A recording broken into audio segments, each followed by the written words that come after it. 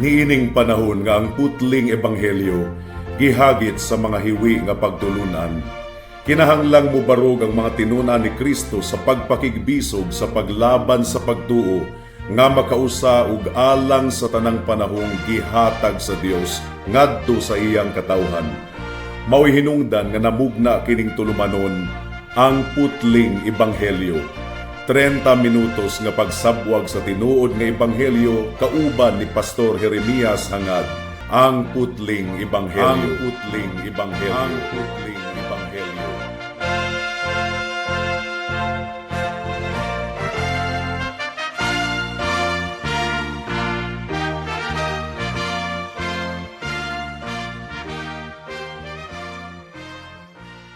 Special greetings sa tanang mga regular nga tigpaminawan sa atong panagsibya dinhi sa kahanginan ug espesyal usab nga pagpanimbaya sa akong 96 years old nga lolo nga si Isabelo Lauri Sr. nga Lord be willing magsaulog sa iyang ika-97 anyos niining bulana ug sa akong 74 years old nga nanay nga si Nanay Kunsing nga naminaw karon. Alang sa pagpamalandong sa pulong sa Ginoo, please turn with me to Romans chapter 8 verse 5 hangtod sa verse 8. Ang giingon dinhi mga kaigsunan, tungod kay ang mga nagkinabuhi sumala sa unod, nagatutok sa ilang mga hunahuna diha sa mga butang sa unod. Apan ang mga nagkinabuhi sumala sa espiritu, nagatutok sa ilang mga hunahuna diha sa mga butang sa espiritu. Tungod kay ang pagtutok sa hunahuna diha sa unod, kamatayon man. Apan ang pagtutok sa hunahuna diha sa espiritu kinabuhi ug kalinaw. Tungod kay ang hunahuna nga nakatutok diha sa unod adunay kaaligot-got batok sa Dios. Tungod kay dili kini mo pasakop sa balaod sa Dios ug tinuod gayod dili kini makahimo. Ang mga anaa diha sa unod dili makapahimuot sa Dios. May the Lord bless the proclamation of His word at this moment.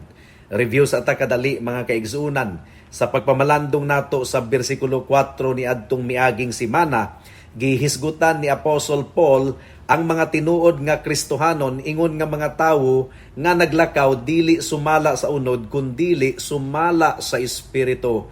Ug sa bersikulo 5 hangtod sa 8 nga atong pamalandungan karon, ipalapad ni Apostle Paul ang duha ka matang sa mga tawo niining kalibutana. Una, kadtong mga naglakaw sumala sa unod, mga dili magtotoo, ug ikaduha, ang mga naglakaw sumala sa espiritu. Sila ang tinuod nga mga magtotoo.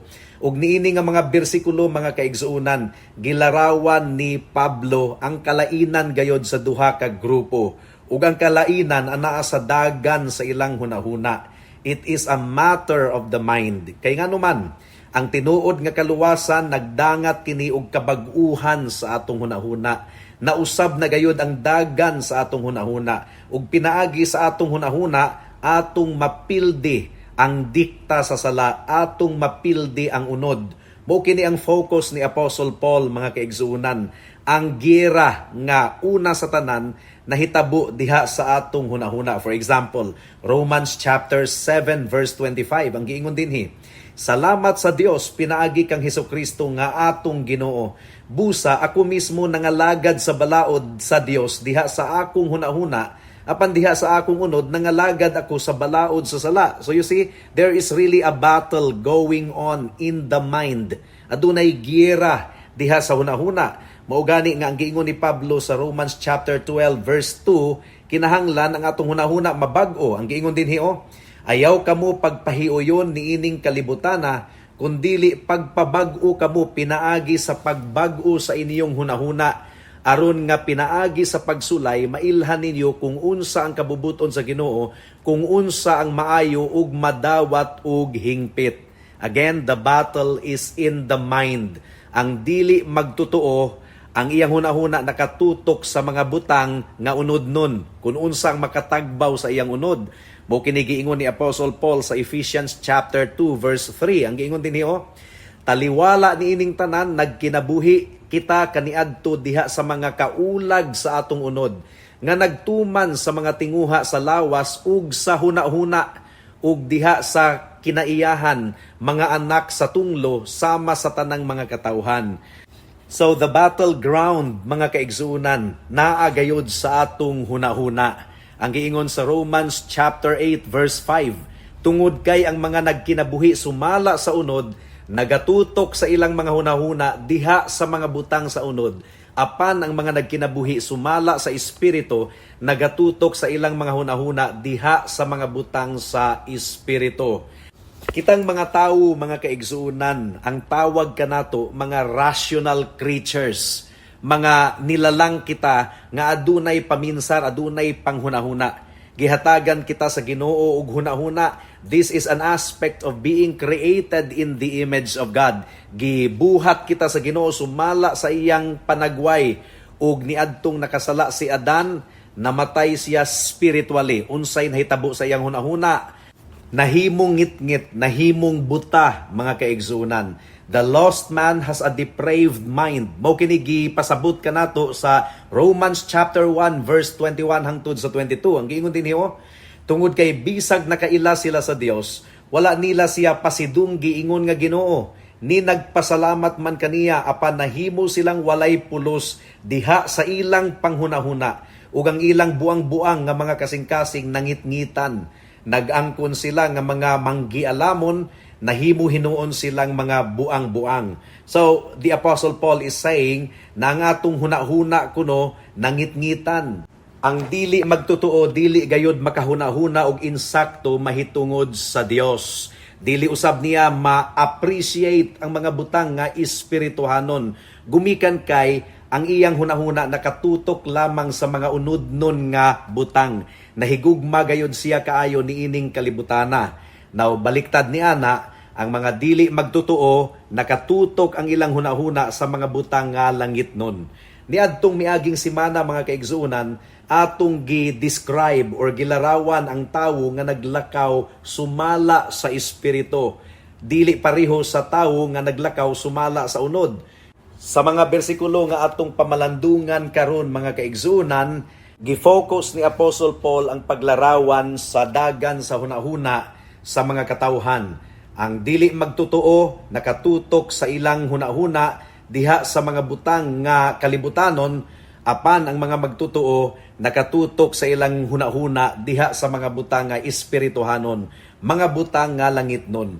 Ang Kristohanon, mga kaigsuunan, aduna gayoy kabag-uhan sa iyang hunahuna ug sa level usab sa iyang hunahuna nagsugod ang proseso sa sanctification or pagkabalaan. And it is a continuing change. Nagpadayon gayon ang kabag-uhan as he studies the Word of God, sa iyang pagtuon sa pulong sa Ginoo, sa iyang pagtamod sa pulong sa Ginoo, nag-anam-anam og kabag-o ang dagan sa iyang hunahuna aron mahiuyon kini ngadto sa atong Ginoo. Ang giingon ni Matthew Henry, the man is as the mind is. Kung unsa kuno ang dagan sa atong hunahuna, mao kana ang matang sa atong pagkatawo. Ang giingon sa Proverbs chapter 23 verse 7, ang giingon dinhi, tungod kay sama sa gihunahuna niya diha sa iyang kasing-kasing, mao kana siya. Mao gani nga atong atimanon ang atong hunahuna, mga kaigsuunan, because kung unsa man ang dagan sa atong hunahuna, mao kana ang matang sa atong pagkatawo. So sa mga bersikulo nga atong pamalandungan karon sa Romans chapter 8 verse 5 hangtod sa verse 8, gipakita gayud ni Apostle Paul kanato ang kalainan sa tawo nga Kristohanon ug sa tawo nga dili Kristohanon. Now hinumdumi, mga kaigsuunan, duha lamang gayud kamatang ang mga tawo niining kalibutana. Una, kadtong mga naglakaw sumala sa unod, ug ikaduha, kadtong mga naglakaw sumala sa espiritu. Una, ang mga tawo nga ang ilang hunahuna nakatutok lamang sa unodnon nga mga butang, ug ikaduha, ang mga Kristohanon nga ang ilang hunahuna nakatutok sa espirituhanon ug langitnon nga mga butang. Verse 5 once again of our text. Tungod kay ang mga nagkinabuhi sumala sa unod, nagatutok sa ilang mga hunahuna diha sa mga butang sa unod. Apan ang mga nagkinabuhi sumala sa espiritu, nagatutok sa ilang mga hunahuna diha sa mga butang sa espiritu. So there are only two groups of people in the world. Dunay tulo ka bahin sa atong pamalandong niining takna. Una, atong tan-awon ang kinabuhi versus kamatayon. Ikaduha, atong tan-awon ang kalinaw versus gubat. Ug ikatulo, atong tan-awon ang obedience, pagsunod versus dili pagsunod or pagsupak. Hinaot nga tabangan kita sa balaang espiritu sa atong pagpadayon sa atong pamalandong niining taknaa. Mudangat na kita sa unang punto, life versus death. Ang giingon diri sa verse 6 mga kaigsunan, tungod kay ang pagtutok sa hunahuna diha sa unod kamatayon man, apan ang pagtutok sa hunahuna diha sa espiritu kinabuhi ug kalinaw. Now, sa unang bahin mga kaigsunan, kini nga bersikulo naghisgot mahitungod sa justification. Remember the glorious doctrine of justification nga atong gipasabot sulod sa daghang mga semana na karon. Ang justification mao kining ang mga magtutuo ni Kristo giisip nga matarong atubangan sa Dios ug nahitabo kini pinaagi sa pagtuo ug dili pinaagi sa atong buhat. Kay nganuman, ang bayad sa sala mao ang kamatayon. Ang giingon sa Romans chapter 5 verse 12, ang giingon dinhi, busa samara nga ang sala misulod sa kalibutan pinaagi sa usa ka tawo ug ang kamatayon pinaagi sa sala. Ug mao nga ang kamatayon mikuyanap sa tanang katawhan tungod kay ang tanan nakasala. Now ang atong buhi nga Dios sa iyang pagpadala sa iyang bugtong nga anak nga si Hesukristo, iya kitang gipahiling kawas gikan sa silot sa sala. Ang giingon sa Romans chapter 6 verse 23. Tungod kay ang bayad sa sala kamatayon, apan ang libre nga gasa sa Dios mao ang kinabuhing walay katapusan diha kang Kristo Jesus nga atong Ginoo.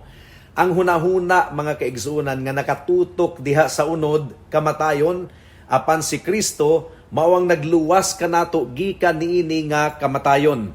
Pero nagtuwa ko nga ang kamatayon nga gihisgutan ni Pablo sa Romans chapter 8 verse 5 hangtod sa 8 sa atong teksto, naghisgot labaw sa tanan sa matang sa kinabuhi nga mura og patay, isip bunga sa pagpadayon sa mga katawhan diha sa pagkinabuhi sa sala. So kini nga kamatayon dili sama sa kamatayon nga gilarawan sa Romans chapter 6 verse 23. Sa tinuod lang mga kaigsuunan, ang kinabuhi sa dili magtotoo, buhi pa siya pero murag patay. Ang pagkinabuhi nga nahimulag kang Kristo usa ka patay nga matang sa kinabuhi, walay pulos kana nga kinabuhi.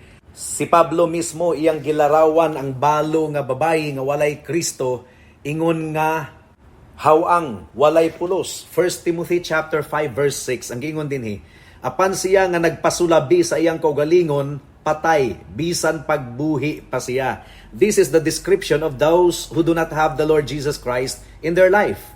Ang kinabuhi nga walay Kristo usa ka matang sa kinabuhi nga patay, buhi pa apan patay daan.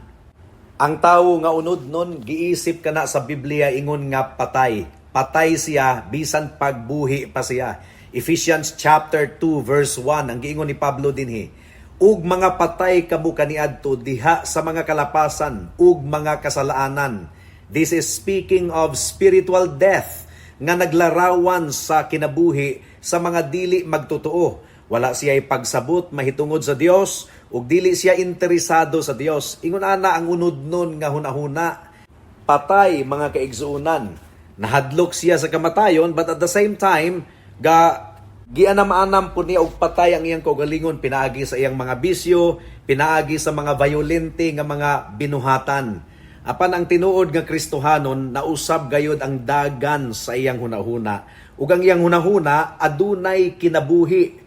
Una sa tanan, nakasigurado siya sa iyang kinabuhing dayon, gumikan sa kaluwasan nga iyang nadawat gikan kang Kristo nga libre. But on the other hand, ang iyang kinabuhi usab niining kalibutana puno sa kadagaya diha sa atong Ginoong Hesukristo. Pero ang dili magtotoo, buhi pa apan patay na. Pero ang tinuod nga Kristohanon, ang iyang kinabuhi puno sa kadagaya kauban sa Ginoo. Ang giingon sa Proverbs chapter 3 verse 1 and 2, ang giingon dinhi, anak ko, ayaw ug kalimti ang akong gitudlo, apan ipatuman sa imong kasing-kasing ang akong mga sugo. Tungod kay gitason sa imong mga adlaw ug mga tuig sa kinabuhi, ug kalinaw ang ilang igadugang diha kanimo. So you see, nakita nato mga kaigsunan, ang tawo nga anaa diha sa atong Ginoong Hesukristo, aduna gayoy kinabuhi ug adunay kalinaw. adunay abundansya nga kinabuhi ang mga anaa diha kang Kristo. Paminawa nato ang John chapter 10 verse 10. Ang giingon dinhi, ang kawatan mianhi lamang aron sa pagpangawat ug pagpatay ug paglaglag. Si Satanas kining kawatan nga gihisgutan dinhi. Mianhi ako aron sila makabaton og kinabuhi ug makabaton niini nga may kadagaya. This is the word of the Lord Jesus Christ speaking. So kung gahuna-huna kahigala nga kung ikaw mahimong Kristohanon, murag wala kay enjoyment sa kinabuhi, dili ka mag-enjoy niining kalibutan na nasipyat gayud ikaw. Kanang imong gihuna-huna nga nag-enjoy ka sa kalibutan, dili man na tinuod nga enjoyment. Nalaglag gani og anam-anam ang imong kinabuhi pinaagi sa imong mga bisyo, sama sa sigarilyo, sa paghubog-hubog, ang imong kaugalingon, ang imong gipasakitan ni ana higala. That's not abundant life, that is death. Pero ang espirituhanon nga tawo nagatutok sa iyang hunahuna sa mga butang nga iya sa balaang espiritu ug siya nakakaplag og kinabuhi. Ang iyang kinabuhi na puno diha kang Kristo, usa ka matang sa kinabuhi nga adunay tinuod nga kalipay. And of course, aduna siya'y kasiguraduhan sa iyang kaluwasan human sa iyang kinabuhi niining kalibutana. Nasayod gayud ang tawo nga tinuod nga Kristohanon kung unsaon pagkinabuhi nga adunay kalinaw ug kalipay bisan pa sa mga bagyo nga atong nasinatian niining kalibutana. And this is something that is not true sa mga dili magtotoo. Ang Kristohanon lamang gayod ang tinuod nga maka-enjoy sa kinabuhi niining kalibutana. Mudangat na kita sa ikaduhang punto.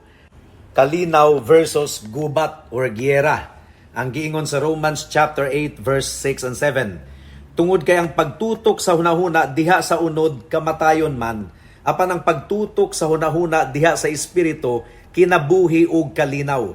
Tungod kay ang hunahuna nga nakatutok diha sa unod adunay kaaligut-gut batok sa Dios, tungod kay dili kini mopasakop sa balaod sa Dios ug tinuod gayod dili kini makahimo.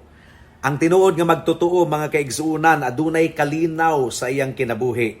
Malinawon ang iyang konsensya, malinawon ang iyang hunahuna gumikan kay aduna siya'y pagpakigsandurot sa atong Ginoong Hesukristo. Og bisan pag dunay mga bagyo nga mahitabo sa iyang kinabuhi, ang giingon sa Philippians chapter 4 verse 7, ug ang kalinaw sa Dios nga labaw pa sa tanang panabot, mutipig sa inyong mga kasing-kasing ug sa inyong mga hunahuna diha kang Kristo Jesus. So ang hunahuna gayod nga nakatutok diha sa atong Ginoo, adunay paglaom, adunay kalinaw, adunay confidence. Now baliktad ang mga dili magtotoo. Gumikan kay adunay kagubot, wala gayoy kalinaw ang ilang kasing-kasing ug hunahuna. Kay nganuman, nasayod siya diha sa iyang konsensya nga siya nagasupak batok sa Dios, rebelde siya batok sa Ginoo, nakigubat siya batok sa Dios. Wala siya'y kalinaw mga kaigsuunan. Ug ang mga butang nga iyang gibutang sa iyang hunahuna, ang mga butang nga ginadili sa Dios. Romans chapter 8 verse 7, tungod kay ang hunahuna nga nakatutok diha sa unod, adunay kaaligut-gut batok sa Dios. Tungod kay dili kini mopasakop sa balaod sa Dios ug tinuod gayod dili kini makahimo. So duna daay kalinaw ang tawo nga mao kini ang dagan sa iyang hunahuna nga nagasupak siya sa Dios. Wala gayoy kalinaw kana nga matang sa tawo mga kaigsuunan, and that is the truth. Kana nga matang sa tawo kalibutanon kayo ang dagan sa hunahuna, iyang ginatagbaw lamang ang iyang unod. Wala gayod siya'y alamag alang sa mga butang nga espirituhanon. Ang giingon sa James chapter 4 verse 4, kamong maluibon nga mga katawhan, wala ba kamo masayod nga ang pakighigala sa kalibutan pakig-away batok sa Dios? Busa si bisan kinsa nga nangandoy nga mahimong higala sa kalibutan, naghimo sa iyang kaugalingon nga kaaway sa Dios. So, aduna day kalinaw kanang ingunana nga klase sa tawo mga kaigsunan. Wala gayod, he is a stranger to true peace. Ang giingon sa Ephesians chapter 4 verse 17 hangtod sa 19. Karon kini gipamulong ko og gisaksihan diha sa Ginoo nga kinahanglang dili na kamo maglakaw sumala sa pagkinabuhi sa mga hintil diha sa pagkawalay pulos sa ilang mga hunahuna, nangitngitan sila sa ilang panabot, nahimulag gikan sa kinabuhi sa Dios tungod sa pagkaignorante nga anaa diha kanila, gumikan sa kagahi sa ilang kasing-kasing, nahimo na silang kublan o gitugyan nila ang ilang mga kaugalingon ngadto sa kaulag, hangol nga mubuhat sa tanang matang sa kahugaw. Again, wala gayoy tinuod nga kalinaw kini nga matang sa mga katawhan. Mao kadto ang ikaduhang punto. Ikatulo, obedience versus lawlessness. Ang pagsunod batok sa pagsupak sa balaod. Ang giingon sa Romans chapter 8 verse 7 to 8. Tungod kay ang hunahuna nga nakatutok diha sa unod adunay kaaligot-got batok sa Dios. Tungod kay dili kini mopasakop sa balaod sa Dios, ug tinuod gayod dili kini makahimo. Ang mga anaa diha sa unod dili makapahimuot sa Dios. So ang mga Kristohanon, mga kaigsuunan, ang ilang hunahuna gihimong balaan or nagkinabuhi nga balaan atubangan sa Dios. Ang spiritually minded man, ang iyang gitinguha pagkabalaan. Ang iyang focus mao ang paghimaya kang Kristo pinaagi sa pagsunod sa iyang balaod. Nalipay siya, nagmaya siya sa balaod sa Dios. Dili pa siya perfect niining kalibutana, aduna paghihapoy nagpabilin nga sala, adunay struggle niining kalibutana, giyera, gubat batok sa sala, ug ang gubat mga kaigsunan anaa kini sa atong hunahuna. It is with our mind that we wage war against the flesh. Mao kana ang tinuod nga Kristohanon, giyera gayod ang iyang kinabuhi, nakigbatok siya sa sala. Apan ang dili Kristohanon, walay pakabana, ga-enjoy siya sa sala. Ang kinabuhi ni Pablo iyang gidescribe sa Romans 7:25. Ug mao kini ang description sa tanang mga tinuod nga magtotoo sa atong Ginoong Hesukristo. Ang giingon sa Romans 7:25. Salamat sa Dios pinaagi kang Hesukristo nga atong Ginoo. Busa ako mismo nangalagad sa balaod sa Dios diha sa akong hunahuna, apan diha sa akong unod nangalagad ako sa balaod sa sala. So there is really a war. Adunay conflict mga kaigsunan, adunay gubat. Apan ang tinuod nga Kristohano naningkamot gayod nga ang iyang hunahuna mapahiuyon sa kabubuton sa Ginoo. Mao kana ang pagpaningkamot sa tinuod nga Kristohanon. 2 Corinthians chapter 10 verse 4 hangtod sa verse 5. Ang giingon dinhi, tungod kay ang mga hinagiban sa among pakigubat dili iya sa unod. Apan adunay balaan nga gahom nga mutumpag og mga kuta. Among giguba ang mga argumento ug tanang hataas nga opinyon nga gibayaw batok sa kahibalo sa Dios ug gibihag ang matag hunahuna aron mosunod kang Kristo. This is the description of a true Christian. Iyang gibihag ang iyang hunahuna aron mosunod sa atong Ginoong Hesukristo. Concerned siya, aduna siya pakabana kung unsa ang sulod sa iyang hunahuna. Dili pareho sa dili tinuod nga Kristohanon nga kung maghunahuna siya og laway nga mga butang nga adunay pagdumot, mga butang nga hugaw, iya ganing gi-rewind kanunay sa iyang hunahuna. But the true Christian really struggles about what's going on in his mind. Ang dili tinuod nga magtotoo, ang iyang hunahuna karnal. Dili gayod siya ganahan nga mamalandong sa pulong sa Ginoo. Dili siya ganahan sa atong buhi nga Dios. Romans chapter 8 verse 7 once again. Tungod kay dili kini mopasakop sa balaod sa Dios ug tinuod gayod dili kini makahimo. So mo kini ang problema mga kaigsuunan. Sa tinuod lang, ang Dios ang hari, siya ang gobernador sa tibuok universo. Apan ang dili magtotoo, dili mo pasakop sa autoridad sa atong Dios. Mao kini ang problema.